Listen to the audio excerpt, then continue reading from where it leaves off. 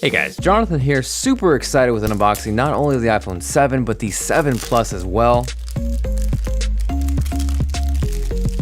Now first up, we're going to jump into the jet black iPhone 7, which you know is the case because it is the only one that comes in a special black box. Personally, I would have loved to have seen Apple include black Apple stickers, just like they did with the Mac Pro, which really would have completed the package. And honestly, going into this video, I thought I was convinced with matte black, but getting a chance to really look at and hold jet black, good God, does this thing look good. There's something about the way it feels in your hand that is super premium and in turn making me reassess my life decisions. As far as what's inside the box, the iPhone 7 and 7 Plus now come with Lightning equipped earpods because there is no headphone jack. You get a lightning cable, the USB wall adapter, and surprisingly Apple includes the Lightning to 3.5mm audio adapter, which you're not going to have to buy. Now next up, this is the black iPhone 7 Plus, and even though on paper this color is technically referred to as black, for the sake of clarity and my sanity, to me it is matte black. Now deep down, ultimately I think I do still prefer matte black. It is super clean and stealthy, but getting a chance to see these two side by side is making my decision infinitely more difficult, so let me know if you are team matte black or team jet black.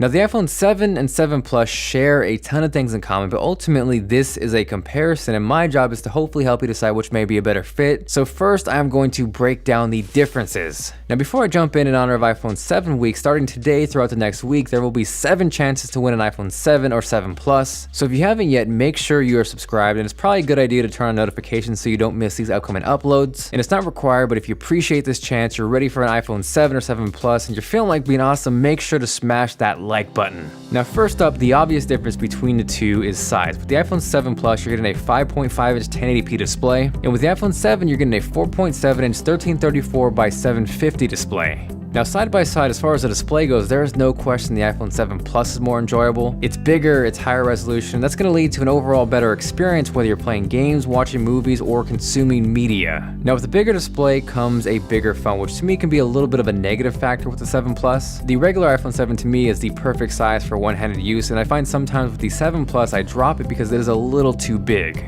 Now as far as performance goes, both the iPhone 7 and 7 Plus are rocking Apple's A10 Fusion chip. The difference between the two, however, is the iPhone 7 Plus has 3GB of RAM, whereas the regular iPhone 7 only has 2. In terms of sheer benchmarks, that extra gig of RAM really didn't lead to any extra performance, but as far as what that leads to in terms of real-world benefits, the iPhone 7 Plus is going to do a slightly better job at handling multitasking than the iPhone 7. Now aside from size and screen resolution, the other giant difference between the two are the cameras. Both are rocking that 12-megapixel rear camera action, but if you couldn't tell, the iPhone 7 Plus has 2 lenses. So with the iPhone 7 Plus, the way it works is you have a wide-angle lens combined with a telephoto lens. So what that means is you're able to go from 1 to 2 times zoom instantly just through hardware. You're able to push it to 10 times digitally, but the 1 to 2 times through hardware is really nice. These right here are shots that I took on the iPhone 7 Plus. First is the wide-angle lens, and this is what it looks like switching to the telephoto lens. Honestly, being able to have that extra focal length instantly is super clutch. You can see exactly how well it works, but I did notice the telephoto lens is not nearly as good in low light as the wide-angle lens. If you're outside or you have plenty of light, it is never going to be an issue, but where I noticed it getting a little grainy is inside where the light started to dip.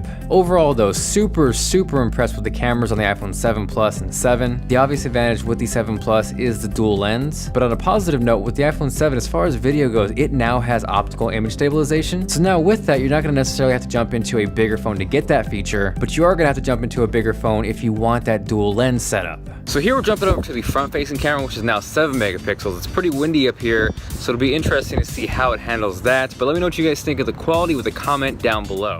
Now jumping back into the similarities and really my overall impressions with the 7 and 7 Plus, I was really eager to test out the water resistance. So to test the water resistance, we are killing 2 birds with 1 stone. We got a little video test from the iPhone 7 Plus, and we're gonna dunk the iPhone 7, in this water. So, here we go.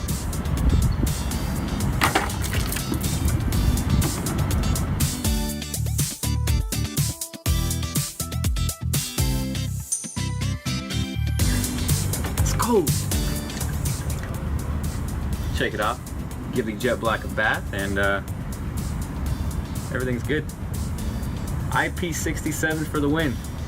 Now stereo speakers are also something you get across the 7 and 7 Plus. Getting a chance to listen to these stereo speakers up close, they are definitely not mind-blowing by any means to the point where we're going to want to replace a Bluetooth speaker, but compared to anything previously offered on any iPhone, it is miles better. Now lastly, the big difference between the 7 Plus and the 7 is battery life. I will say there are huge improvements to the 7 as far as battery life goes. Compared to the 6S, you're getting 2 more hours of battery life, whereas with the 7 Plus, you're only getting an hour over the 6S Plus. But at the end of the day, if I was going to pick one based solely off battery life, it would hands down be the 7 Plus. Without a doubt, you're gonna be able to get through the entire day, which makes it really nice if you're on the road or you travel a lot. Aside from that, thank you guys very much for watching. Today there's a chance to win 2 iPhones, an iPhone 7 and 7 Plus. I'll be announcing the winners a week from today on Instagram, so all you gotta do is follow me there and leave a comment on the photo I linked down below. Again, if you haven't yet, make sure to subscribe because this is just the beginning. This is Jonathan, and I will catch you guys later.